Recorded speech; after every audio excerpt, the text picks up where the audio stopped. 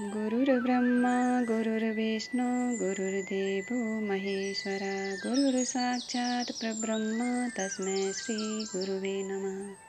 मैं अपने गुरुदेव महादेव के चरणों में कोटि कोटि प्रणाम करती हूँ।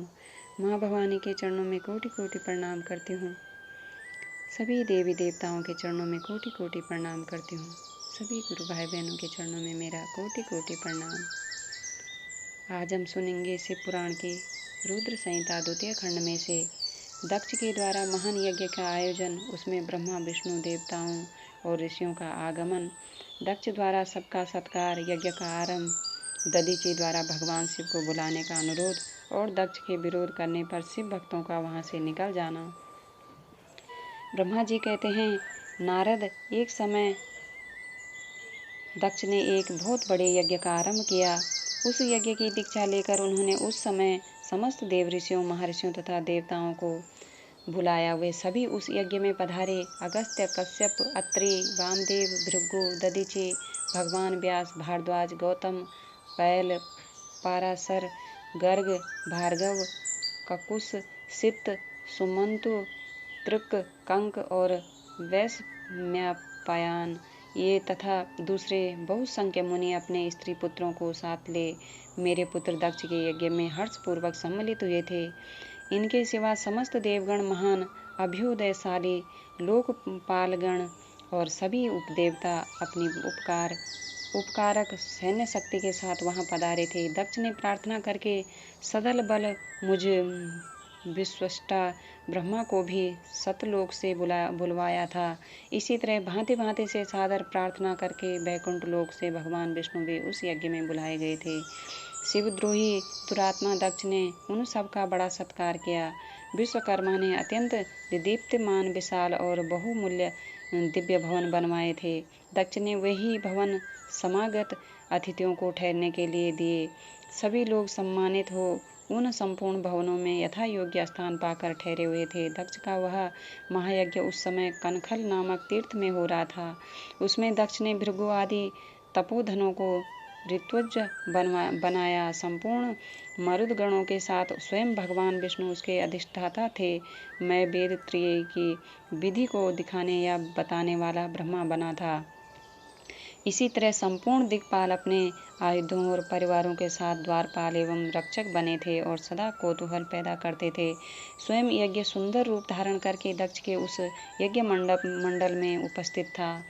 महामुनियों में श्रेष्ठ सभी महर्षि स्वयं वेदों के धारण करने वाले हुए थे। अग्नि ने भी उस यज्ञ महोत्सव में शीघ्र ही भविष्य ग्रहण करने के लिए अपने शस्त्रों रूप प्रकट किए थे।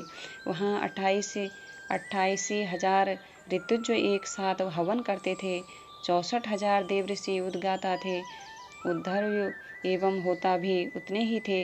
नारद आदि देव ऋषि और सप्त ऋषि पृथक पृथक गाथा गान कर रहे थे।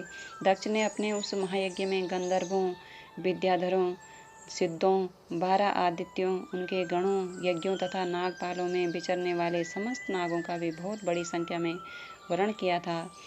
ब्रह्म ऋषि, राज ऋषि और देव ऋषियों के समुदाय तथा बहुसंख्य नरेश भी उसमें आमंत्रित थे, जो अपने मित्रों, मंत्रियों तथा सेनाओं के साथ आए थे। यजमान दक्ष ने उस यज्ञ में वसु आदि समस्त गण देवताओं का भी वर्ण किया था। कौतुक और मंगलाचार करके जब दक्ष ने यज्ञ की दीक्षा ली तथा तब जब उनके लिए बारंबार स्वस्तिन वचन किया जाने लगा, तब वे अपनी पत्नी के साथ बड़ी शोभा पाने लगे। इतना सब करने पर भी दुरात्मा दक्ष ने उस यज्ञ में भगवान शंभु को नहीं आमंत्रित किया। उनकी दृष्टि में कपालधारी होने के कारण वे निश्चय ही यज्ञ में भाग पाने योग्य नहीं थे। सती प्रजापति दक्ष की प्रिय पुत्री थी, तो भी कपाली की पत्नी होने के कारण दोषदर्शी दक्ष ने उन्हें अपने यज्ञ में नहीं बुलाया। इस प्रकार जब दक्ष का वह यज्ञ महोत्सव आरंभ हुआ और यज्ञ मंडप में आए हुए सब ऋतुज अपने अपने कार्य में संलग्न हो गए, उस समय वहां भगवान शंकर को उपस्थित न देख शिव भक्त दधीचि का चित्त अत्यंत उद्विग्न हो उठा और वे यूं बोले। दधीचि ने कहा, मुख्य देवताओं तथा महर्षियों, आप सब लोग प्रशंसा पूर्वक मेरी बात सुने। इस यज्ञ महोत्सव में भगवान शंकर नहीं आए हैं, इसका क्या कारण है? यद्यपि ये देवेश्वर बड़े बड़े मुनि और लोकपाल यहाँ पधारे हैं, तथापि उन महात्मा पिनाकपाणी शंकर के बिना यह यज्ञ अधिक शोभा नहीं पा रहा है। बड़े बड़े विद्वान कहते हैं कि मंगल में भगवान शिव की कृपा दृष्टि से ही समस्त मंगल कार्य संपन्न होते हैं। जिनका ऐसा प्रभाव है वे पुराण पुरुष वृषभध्वज परमेश्वर श्री नीलकंठ यहाँ क्यों नहीं दिखाई दे रहे हैं। दक्ष जिनके संपर्क में आने पर अथवा जिनके स्वीकार कर लेने पर अमंगल भी मंगल हो जाते हैं, तथा जिनके 15 नेत्रों से देखे जाने पर बड़े बड़े नगर तत्काल मंगलमय हो जाते हैं, उनका इस यज्ञ में पदार्पण होना अत्यंत आवश्यक है। इसलिए तुम्हें स्वयं ही परमेश्वर शिव को यहाँ शीघ्र बुलाना चाहिए, अथवा ब्रह्मा, प्रभावशाली भगवान विष्णु, देवराज इंद्र, लोकपाल गणों, ब्राह्मणों और सिद्धों की सहायता से सर्वथा प्रयत्न करके इस समय यज्ञ की पूर्ति के लिए तुम्हें भगवान शंकर को यहाँ ले आना चाहिए। आप सब लोग उस स्थान पर जाएं जहाँ पर महेश्वर देव विराजमान है, वहाँ से दक्ष नंदिनी सती के साथ भगवान शंभु को यहाँ तुरंत ले आएं। देवेश्वर जगदम्बा सहित वे परमात्मा शिव यदि यहाँ आ गए तो उनसे सब कुछ पवित्र हो जाएगा।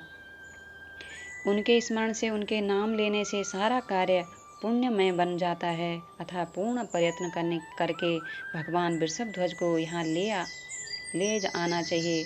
भगवान शंकर के यहाँ पदार्पण करते ही यह यज्ञ पवित्र हो जाएगा, अन्यथा यह पूरा नहीं हो सकेगा। यह मैं सत्य कहता हूँ। नमः शिवाय, नमः शिवाय।